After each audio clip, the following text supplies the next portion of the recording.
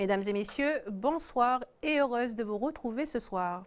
L'image du jour, cette ancienne habitation entièrement ravagée par l'incendie de Poum.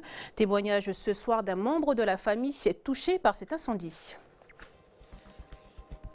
Najat Vallaud-Belkacem, ministre de l'Éducation nationale, est bien arrivée cet après-midi au pays. Demain posera la première pierre du pôle scientifique et technologique de l'université, un projet prévu pour la rentrée 2018. C'est la semaine de l'allaitement. Reportage ce soir d'une maman qui a su concilier allaitement et travail. Docteur Pascal Domingue-Mena de la province Nord est notre invité pour nous en parler. Suite du feuilleton sur la semaine des langues et cultures océaniennes. Elle se déroule au lycée de Pointe-Boute. Reportage ce soir sur un atelier de la généalogie. Après l'incendie qui a ravagé 275 hectares à Poum, plus de peur que de mal avec l'évacuation des clients et personnels du gîte Malibu Beach et des habitations menacées. Heureusement, aucun blessé, mais des dégâts matériels. Cédric Théa et Camille Monnier. Voici ce qu'il reste de l'ancienne maison de la grand-mère de cette famille. La cabanette. Ah, la marmite.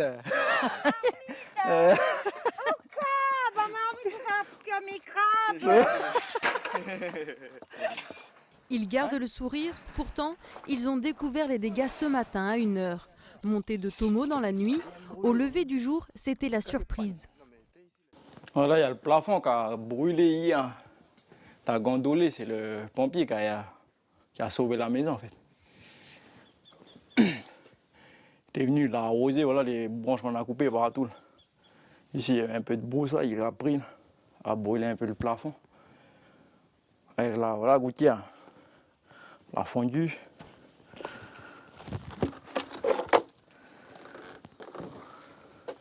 Et plus loin dans le jardin, c'est le container qui a été entièrement brûlé. Voilà, tout dedans. Les perceuses, les meules, les brouettes, les trucs pour bricoler, quoi. Par terre, les conduits en plastique qui raccordaient la maison en eau ont fondu. La mairie doit passer remplir les cuves en attendant un nouveau raccordement au château d'eau. Là, du coup, on a décidé de couper tous les arbres autour, hein. Tout ce qui était le plus proche de la maison, au cas où il y a un autre départ, ça reprenne dessus. Depuis hier soir, l'incendie est maîtrisé. Il n'y a plus de risque pour les habitations. Aujourd'hui, les pompiers étaient sur place pour empêcher une quelconque évolution. Ce sont 275 hectares qui seraient partis en fumée. Je vous le disais, Najat Vallaud-Belkacem, ministre de l'Éducation nationale, est bien arrivée cet après-midi au pays. Dès son arrivée, elle s'est rendue au monument des morts de Nouméa déposer une gerbe. Demain, après le congrès, elle rencontrera les membres du gouvernement. Elle signera le protocole d'accord de l'accompagnement de l'État au projet éducatif local. Retour sur ce projet éducatif avec Lindsay Wamo. Le projet éducatif est né suite à un grand débat sur l'avenir de l'école calédonienne qui s'est tenu en 2002. L'accord de Nouméa prévoit le transfert des compétences de l'État vers la Nouvelle-Calédonie en matière d'enseignement. Celui-ci s'est effectué dès 2000 avec le transfert de l'enseignement primaire public, puis du secondaire et de l'enseignement privé. Construire une politique éducative et un cadre juridique est donc devenu indispensable. En juillet 2014, les différents acteurs éducatifs du pays ont donc élaboré ce fameux projet éducatif pendant 18 mois, qui a ensuite été adopté par le Congrès le 15 janvier 2016. Ce projet se concrétise par un ensemble de textes constituant une charte qui devient alors la référence pour l'ensemble des acteurs du monde éducatif. Dans les grands principes de ce projet, on note par exemple la nécessité de garantir la réussite pour tous, la valorisation de la culture kanak ou encore la maîtrise du monde numérique. Concrètement, cette politique se traduit par exemple avec la réalisation de nouveaux manuels scolaires adaptés aux réalités culturelles et sociales du pays, de nouvelles formes d'enseignement pédagogique et du programme scolaire dans l'apprentissage des langues kanak. La ministre poursuivra sa visite à l'Université de Nouvelle-Calédonie. Elle posera la première pierre du pôle scientifique et technologique, un projet prévu pour la rentrée 2018 pour un coût d'environ 1,7 milliard, financé de moitié par l'UNC, l'université, et l'autre moitié entre l'État, les provinces et l'OPT. Djouk Menango. Une grosse partie des travaux de recherche scientifique de l'Université de la Nouvelle-Calédonie s'effectue actuellement dans ces salles. Mais demain, la ministre de l'Éducation nationale, de l'enseignement supérieur et de la recherche posera ici même la première pierre du pôle numérique et technologique d'où se feront l'ensemble de ces travaux scientifiques. Dans le bâtiment seront hébergées les équipes de recherche actuelles de l'université qui auront de ce fait des conditions de travail optimisées avec doublement des surfaces, mais surtout les infrastructures les plus modernes pour faire toutes les recherches dans le domaine des sciences exactes appliquées. Mais la venue de Mme Valo Belkacem rappelle aussi aux acteurs du pays la question du transfert de compétences, notamment le transfert de la recherche qui reste en stand-by. L'enseignement supérieur et la recherche sont difficilement dissociables et le consensus politique semble loin d'être atteint sur ce sujet.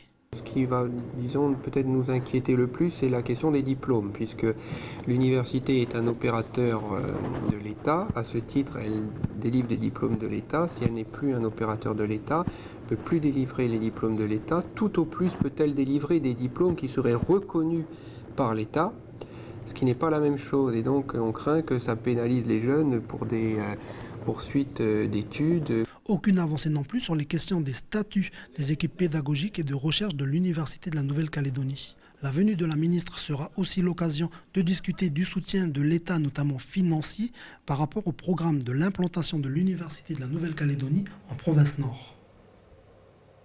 C'est la semaine mondiale de l'allaitement maternel. Selon l'OMS, il est conseillé d'allaiter son bébé exclusivement au sein durant les 6 premiers mois de sa vie. Un geste naturel, mais qui suscite de nombreuses questions chez les mamans, comme celles qui doivent reprendre le travail tout en continuant d'allaiter. Docteur Pascal Domingue Mena, bonsoir. Bonsoir. Alors, vous êtes adjointe au service des actions sanitaires et de la prévention de la province Nord. Oui. Alors, on va en parler avec vous un peu plus tard, mais avant cela, en regardant le reportage de Vanessa Kédé, elle a suivi Danielle, maman de la petite Lana et employée à Vavuto. Les petits pots de lait, c'est bon. Alors, on a ce qu'il faut pour la journée. Et au pire, tu as au congélateur ce que j'ai tiré pour des stocks si jamais elle en a encore besoin. Donc voilà. Comme tous les matins, Danielle dépose sa fille Nala, âgée de 10 mois, chez la nounou. Ici, la maman de Nala vient de déposer 3 biberons de 90 ml de lait maternel. Un lait qu'elle tire chaque soir pour le lendemain. Mais Nala prend tout de même un repas complet à 11 h. Pour Danielle, c'est une satisfaction de poursuivre l'allaitement tout en étant au travail. Au niveau de ma nounou, je suis quand même assez privilégiée parce que ce n'est pas toutes les nounous qui acceptent de s'adhérer en fait à la façon de faire d'un bébé qui est nourri au sein. À savoir qu'elle prend le biberon ici chez nounou, mais quand elle est avec moi le week-end, le matin, le soir, elle est nourrie exclusivement au sein. Annie est nounou depuis plusieurs années déjà. Elle n'a jamais été sensibilisée sur la manière d'alimenter un nourrisson qui est allaité. Mais pour elle, ça ne fait aucune différence. Je ne trouve pas des difficultés pour un enfant comme les autres qui ne prend pas le lait maternel. Ça se passe bien. Elle est comme les autres enfants. Quant à Nala, après sa sieste de midi, son prochain rendez-vous avec son biberon rempli de lait maternel est prévu à 15 h. Alors, on le voit ici, poursuivre l'allaitement tout en continuant à travailler, c'est possible? Oui, c'est possible et c'est souhaitable. D'accord. Alors, pour ce reportage, nous avons appelé 17 gardes d'enfants agréés par la province Nord. Donc, sur l'ensemble, 2 ont des enfants nourris au lait maternel. Alors, est-ce que ça veut dire que les mamans qui allaitent ne confient pas leurs enfants ou bien que c'est les nounous qui ne veulent pas accueillir ces enfants? Je ne sais pas exactement. En tout cas, ce qui est certain, c'est qu'il y a quelques années, les mamans qui reprenaient le travail vers les 4 mois de l'enfant, elles étaient le plus souvent obligées ou se sentaient obligées d'arrêter puisque c'était compliqué, ça leur semblait compliqué de continuer l'allaitement maternel tout en reprenant le travail. Depuis quelques années, on fait de la communication là-dessus et maintenant les nounous ont de plus en plus de facilité, mais toutefois elles ont quand même évoqué cette difficulté. Comment je fais pour le conserver? Combien de temps on peut le conserver au frigo, au congélateur? Ce sont des questions que se posent les mamans et les nounous. C'est pour ça que c'est important de revenir là-dessus. Mais c'est quelque chose qui est de plus en plus courant. On a de plus en plus de mamans qui reprennent le travail et qui souhaitent continuer l'allaitement, en sachant qu'après 6 mois, ce n'est pas d'allaitement maternel strict puisque l'enfant commence à manger. D'accord. Alors en 2009, vous avez mené une enquête auprès des mamans. Elle révèle que 93% des femmes avant l'accouchement veulent allaiter et 4 mois après l'accouchement, le chiffre chute à 50%. Comment l'expliquez-vous ? Ce sont les difficultés. Alors d'abord, ces chiffres-là sont globaux. On sait très bien qu'une maman pour qui c'est le premier enfant qui essaie un allaitement, si elle n'est pas bien entourée au niveau familial par les femmes de sa famille et par son conjoint, le papa de l'enfant, elle aura des difficultés. L'allaitement, c'est naturel, mais ce n'est pas si facile que ça au départ. Et souvent, l'image que les gens donnent, c'est que c'est très facile, c'est normal, c'est naturel. Et du coup, les mamans se sentent un peu perdues quand elles sont en difficulté. Parce que c'est un peu coupable. Parce que c'est pas si évident que ça. Et l'allaitement maternel, c'est pas facile, si facile que ça au départ, surtout au départ. Après, ça roule tout seul, mais au départ, c'est un peu compliqué. C'est un peu plus difficile, on est un peu inquiet, pour peu que le bébé il pleure, si l'entourage est inquiet, qui dit oui, mais il n'y a pas assez de lait, ton lait n'est pas bon.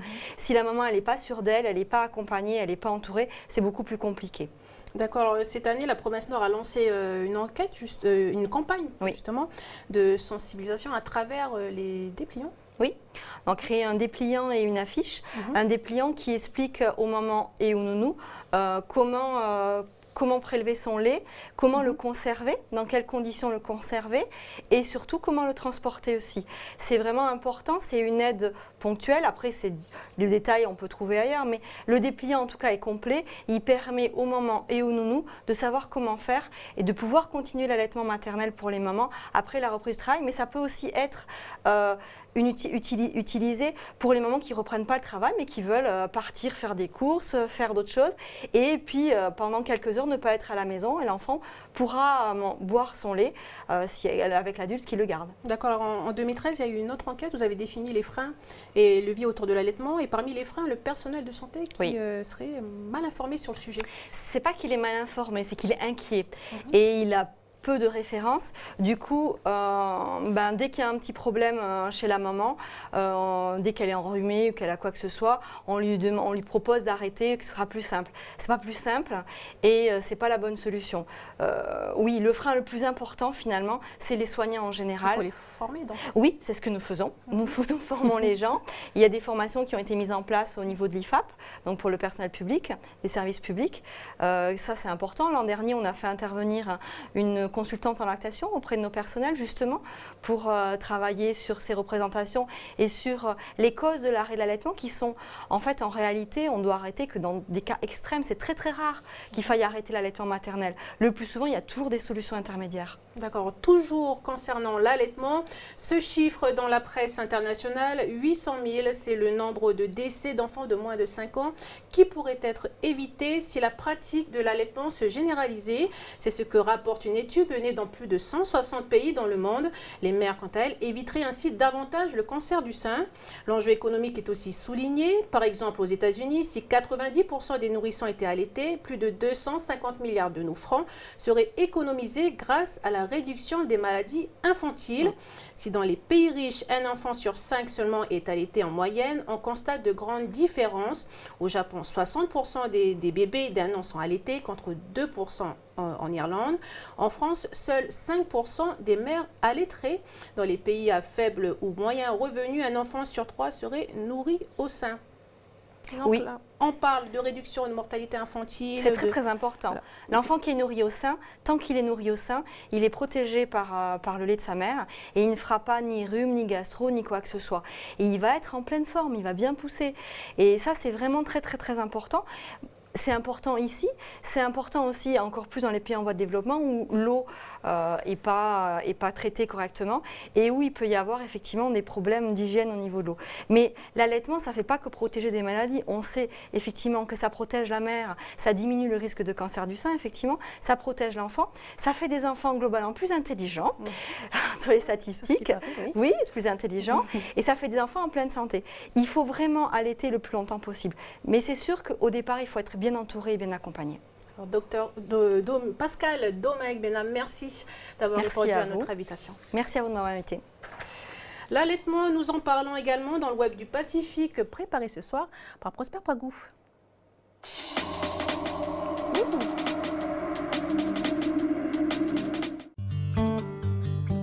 Voici l'hôpital de Christchurch en Nouvelle-Zélande.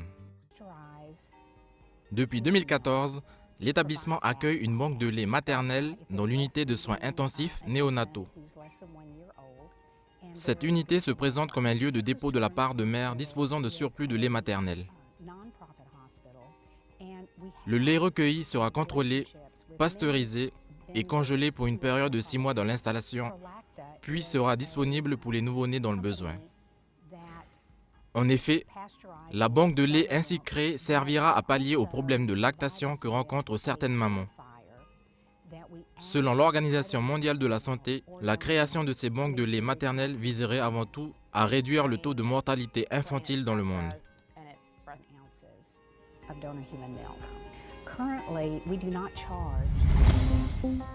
Compter, photographier, recenser, mesurer, décrire.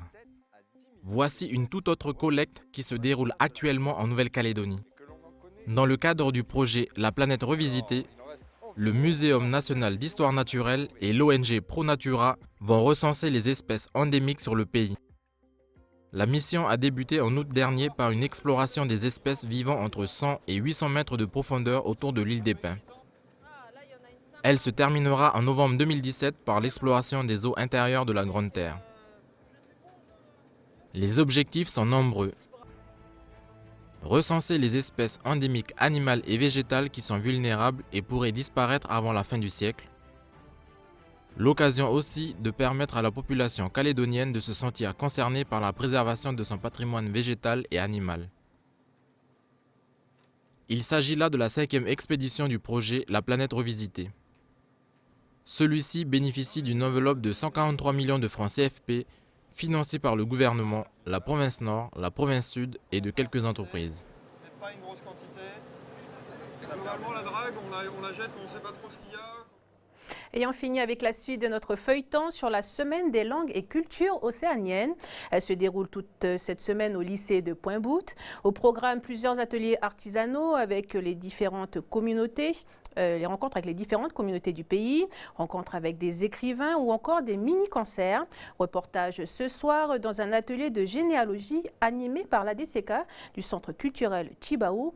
De quoi il s'agit et à quoi ça sert? Réponse avec Ossiane Zobler.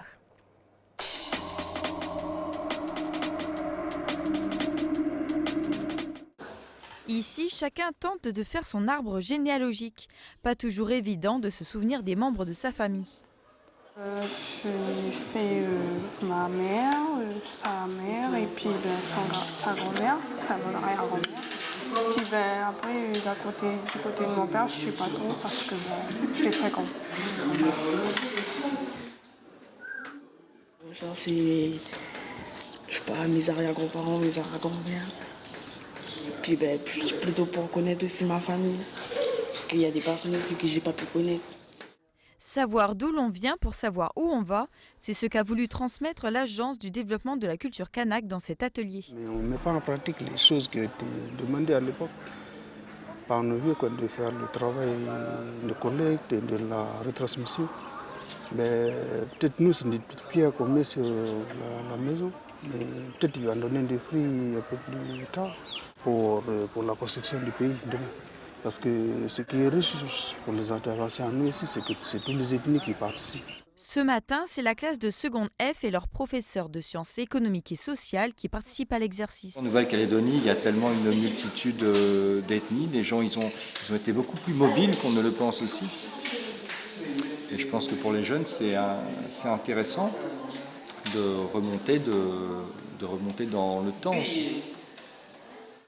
Un autre atelier de généalogie sera proposé jeudi matin. En attendant, les participants laissent aller leur imagination en faisant de la sculpture ou encore du tressage. L'occasion de transmettre des techniques ancestrales et l'héritage du passé. Voilà, c'est la fin de ce journal. Tout de suite, retrouvez un épisode de Sam et Maïté qui nous parle ce soir de la Groupama Race. Et puis, retrouvez Chloé Yentao qui testera pour nous le repas végétalien. Voilà, merci de nous avoir suivis. Excellente soirée à vous. À demain.